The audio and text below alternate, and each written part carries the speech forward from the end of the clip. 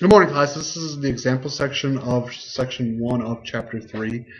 You should have already watched the other video which dealt with the vocabulary and how to define some of these things. This is some of the examples of what I might expect you to be able to do with it. So, which lines or planes match to the given description is what they are asking. I realize that should have ended with a question mark. Sorry. It says lines parallel to line AD and containing point C. Well, I realize right here, segment AD is this edge of my cube. I didn't say it in this, and I really should have, but there's a few right angles in here. It is a cube. A cube does have planes being parallel, and all the corners meet at a right angle. It's not labeled, but we're going to assume such in this case. It should have markings. I didn't put them there. Sorry. Lines parallel to line AD and containing point C. So line AD, and it has to go through point C here. Well, line CD is not a choice because that's going to intersect my line. Line CG, while it will never intersect line AD, that's not going to work in this case because those would be skew. The last choice would be line BC. And because I know that the back side and the front side of my cube are going to be parallel, I know that line AD and line BC also have to be parallel. Lines perpendicular to line HD and containing point G. So I look for line HD, this vertical one here, and it needs to contain point G. Well, the only line that goes through point G and even intersects line HD would be line HG. And that is actually going to be the one that's perpendicular. Because it is a cube, all the corners meet at a right angle. Which means even though line HD and line HG don't look like they meet at a right angle, they do. It's three-dimensional. The last one is which line or lines are skewed to line EF. So again, I look for line EF right here. And contains point H. So it goes through point H. So which lines contain line EF and are skew? So if I look here, line EH intersects EF. Can't be skew. Line HG does not intersect line EF ever. However, they're not skew, they're parallel because they never intersect and they're on the same plane. The plane EFGH. The last choice would be line HD. Line HD and line EF do not intersect, and they are definitely not on the same plane. One's going up and down, one's going in and out. So, skew. If you said all three of these line segments, good job. Sorry, all three of these lines. However, if you wrote them like this, you're wrong. Remember, to actually have it fully correct, you need to have that line drawn above. If you have it, you're right. If you don't, it's wrong. For example 2, I give you this diagram that will be used for every single part of it. I'm asked to name a pair of parallel lines. It doesn't matter what pair I choose, but I have to make sure that they are parallel. If I look closely, line AC has this weird mark on it, this extra arrow. So does this line DB. Both of these have that extra arrow on them. That marking means they're parallel. So what I would say is line AC is parallel to line DB. I write it this way. 2 vertical dashes like this, that's not 11. It means literally is parallel to. So line AC is parallel to line BD.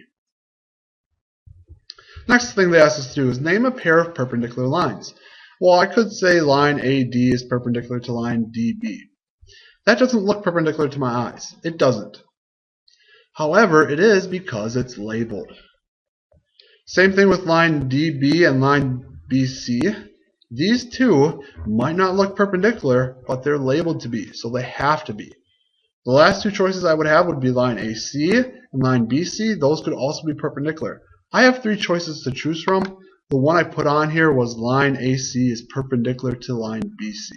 So I chose this corner down here. And then the last question is line AC perpendicular to line AD? Explain. If I look here, line AC and line AD, I look. No marking saying it's perpendicular. Nothing I know of yet would allow me to say that's a perpendicular intersection. In section 2, you will find something that will help you, but it's not until at least section 2 until that we can say that's perpendicular.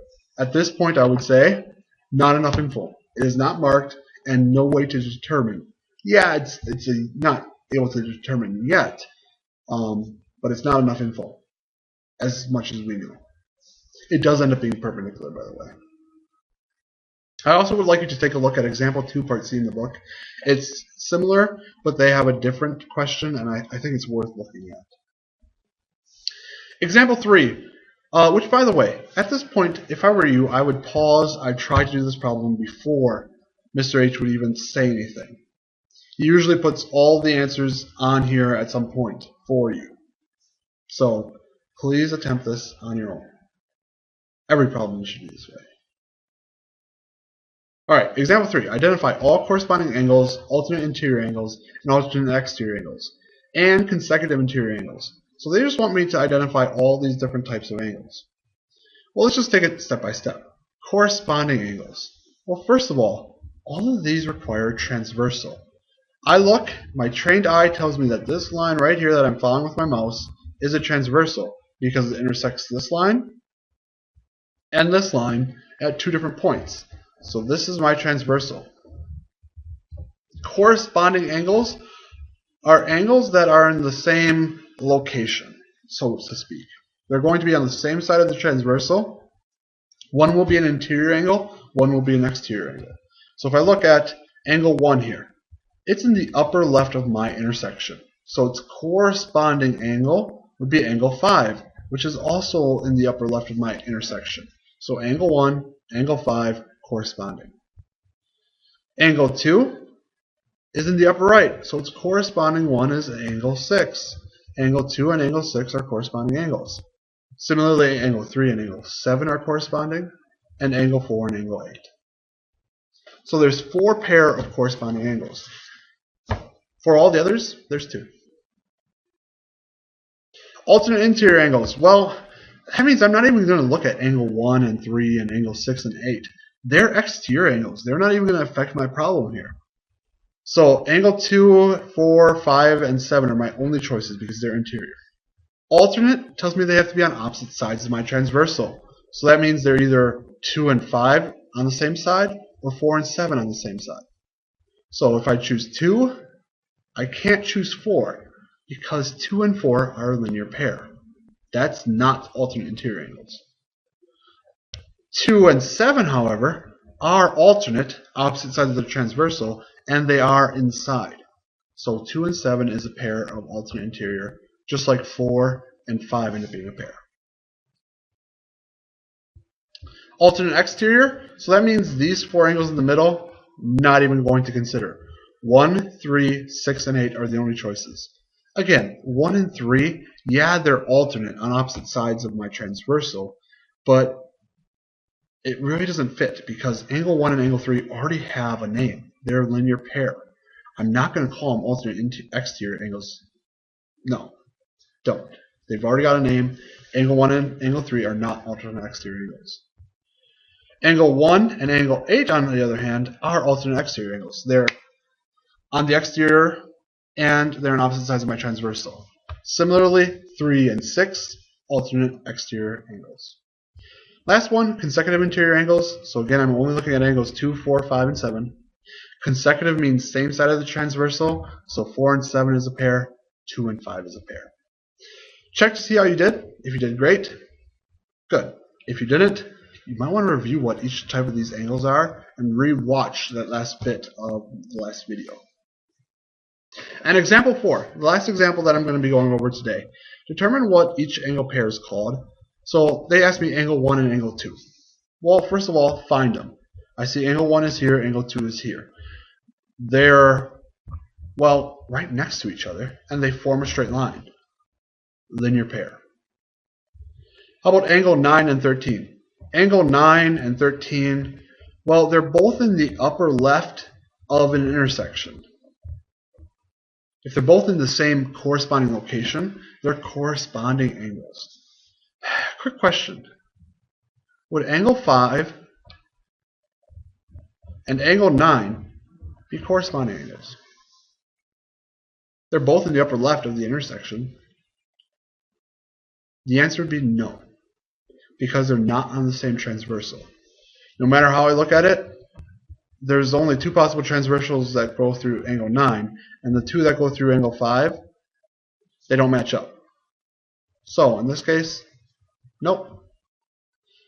Angle 9 and angle 5 have no special relationship. They have no special name. They're just two angles. Alright, how about angle 11 and angle 2? Let's identify where they are. Angle 11 and angle 2.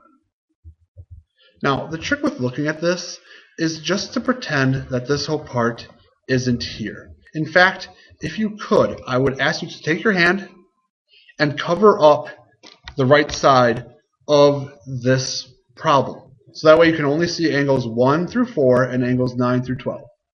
These angles are obscured from your view by your hand. So angle 11 through angle 2 and angle 2.